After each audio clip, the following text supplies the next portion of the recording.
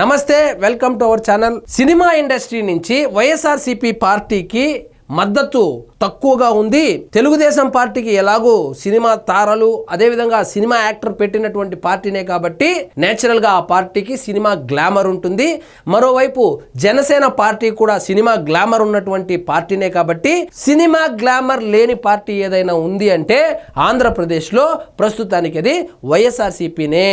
ఎందుకంటే ఆ party అధినేతకు cinema ఇండస్ట్రీకి సంబంధం లేదు కాబట్టి ఆ సినిమా గ్లామరు అంతో ఇంతో ఉన్నప్పటికీ పెద్ద స్థాయిలో లేదని భావించి మన లిక్కర్ డాన్ కసిరెడ్డి ఏం చేశాడంటే జగనన్నకు సినిమా గ్లామర్ కూడా తీసుకొని రావాలి అంటే మనం సినిమాలు నిర్మించాలి అని చెప్పి మరి సినిమా రంగంలోకి సినిమా నిర్మాణంలోకి ఎంటర్ అవ్వడానికి ఆయన వాడినటువంటి డబ్బులు ఏవైతే ఉన్నాయో అదే ఆంధ్రప్రదేశ్లో దేశంలోని అతిపెద్ద కుంభకోణం ఏదైతే ఉందో 1,00,000 కోట్ల రూపాయల కుంభకోణం, అందులో 18,000 కోట్ల రూపాయల కుంభకోణం జరిగినట్లు, 1,00,000 కోట్ల రూపాయలు వ్యాపారం జరిగినట్లు, అదేవిధంగా 3,000 కోట్ల రూపాయలు దేశం కూడా దాటి వెళ్ళినట్లు, హవాలా జరిగినట్లు ఆధారాలు కూడా సేకరించారు. కాబట్టి ఆ మొత్తంలో కొంత మొత్తాన్ని తీసుకొచ్చి మన లిక్కర్ డాన్ కసిరెడ్డి స్పై అనే సినిమా తీశాడంట. ఇక్కడ చూడండి, మద్యం కుంభకోణం సొత్తుతో స్పై సినిమా.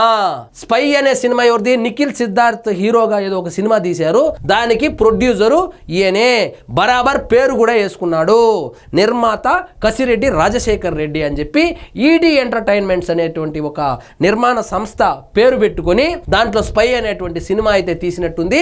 ఆ స్పై సినిమాకు ఖర్చు పెట్టినటువంటి డబ్బులు ఏవైతే ఉన్నాయో అవి మద్యం కుంభకోణం డబ్బులే అని చెప్పి ఇప్పుడు విచారణలో బయటపడింది. నిఖిల్ సిద్ధార్థ్ హీరోగా నిర్మించిన రాజ్ కసిరెడ్డి ఆ స్పై అనే సినిమాని నిఖిల్ సిద్ధార్థ్ హీరోగా నిర్మించాడు. అది కూడా చూడండి, ఎంటర్ అవ్వగానే డైరెక్ట్ పాన్ ఇండియా, ఏదో చిన్న సిత్కా సినిమా కాదు, డైరెక్ట్ గా పాన్ ఇండియా సినిమానే తీశారు. ఎందుకు తీశాడంటే నల్లధనాన్ని వైట్ లోకి మార్చుకునేందుకే. ఇప్పుడు హవాలా అంటే వాళ్ళు 25% 30% కమిషన్ అడుగుతారు. అదే సినిమాలో అయితే ఒక 10% తోనే బ్లాక్ మనీని వైట్ మనీగా మార్చుకోవచ్చు అనేటువంటి ఒక దురుద్దేశంతో ఆ లిక్కర్ కుంభకోణంలో వచ్చిన డబ్బులు ఏవైతే ఉన్నాయో వాటిని ఉపయోగించి సినిమా అయితే తీసినట్టు తెలుస్తుంది. అదే విధంగా కొంతమంది హీరోలకు కొంతమంది డైరెక్టర్లకు అడ్వాన్స్ కూడా ఇచ్చాడంట. ఆ ఒక్క సినిమానే కాదు, ఇంకా సినిమాలు నిర్మించాలి.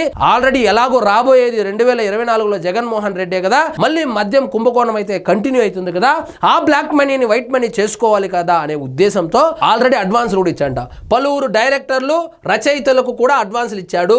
జగన్ అధికారం కోల్పోవడంతో ఆగిపోయిన కొత్త ప్రాజెక్టులు.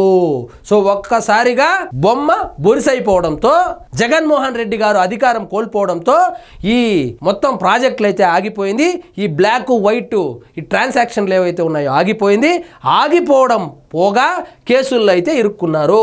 వైకాపా హయాంలో జరిగిన మద్యం కుంభకోణంలో కీలక పాత్రధారి ఏంది, సూత్రధారి కూడా కసిరెడ్డి రాజశేఖర్ రెడ్డి. దోచుకున్న నల్లధనాన్ని వైట్ లోకి మార్చుకునేందుకు సినిమాల నిర్మాణం చేపట్టారు.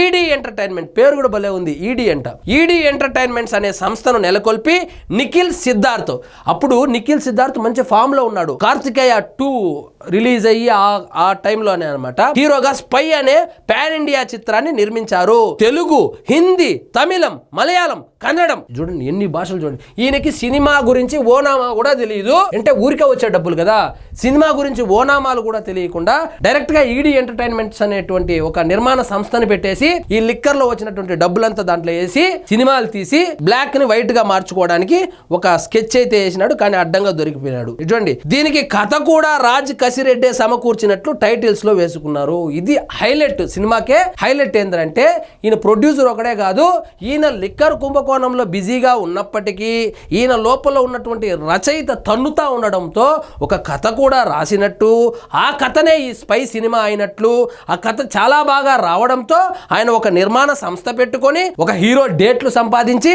ఒక దర్శకుని పెట్టుకొని సినిమా కూడా తీసి లోపల ఉన్నటువంటి రచయితను సంతృప్తి పరిచేలాగా కూడా ప్రయత్నం చేసినట్లు తెలుస్తోంది. నేతాజీ సుభాష్ చంద్రబోస్ అదృశ్యం వెనుకున్న రహస్యాన్ని స్ఫురిస్తూ ఓ గూఢాచారి ఇతివృత్తంతో రూపొందించిన ఈ చిత్రాన్ని భారీ బడ్జెట్ తో నిర్మించారు. ఈ సినిమా ఫ్లాప్ అయింది. ఈడీ ఎంటర్టైన్మెంట్ సంస్థకు ఉప్పలపాటి చరణ్ తేజ్ అనే ఒక డైరెక్టరు, రచయితను సీఈఓగా పెట్టుకున్నారు. ఒకేసారి భారీగా సినిమాలు నిర్మించడం కోసం పలువురు యువ డైరెక్టర్లు, రచయితలకు అడ్వాన్సులు కూడా ఇచ్చారు. ఆ మధ్య కాలంలో మిడ్ రేంజ్ కొత్త హీరోలతో హిట్ సినిమాలు తీసిన 4-5 డైరెక్టర్లతో కథలపై చర్చించి సినిమాల నిర్మాణానికి ప్రయత్నించారు.